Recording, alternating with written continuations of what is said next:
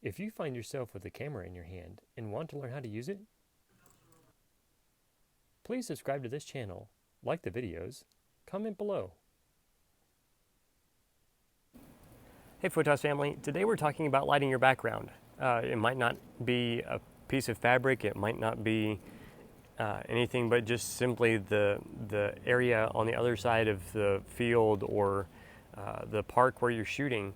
But the background is kind of important so that it's not taking away from looking at your subject. If your background is, let's say, more properly exposed or better exposed than your subject, then your viewer's attention is going to be drawn to the background and not to your subject. So you want to make sure that your subject is properly lit, is not underlit for the background, is not overlit for the background either, and that the ambient area or the area around your subject, ambient light, etc., is properly suited for the look and feel of your photograph. I'm not saying by don't do this and don't do that for your subject that your background cannot be overlit. A lot of people do use an overlit background as a type of background.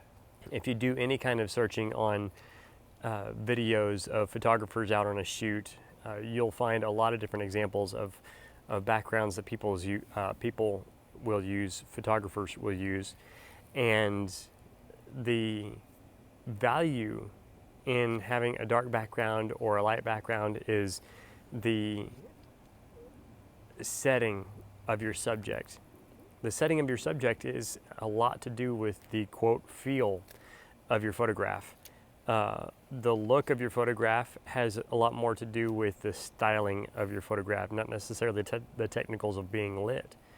But as your background is lit, whether underexposed or overexposed, on whichever side of the spectrum you have your background as far as lighting, its intent, whether overlit or underlit, is to draw the attention from the background to your subject. If you're not yet a subscriber, we'd love to have your subscription, and give us a comment down below what this has caused you to think about and what you might want to try in your next photo shoot. Thank you so much. Give us a thumbs up so that other people can watch. God bless.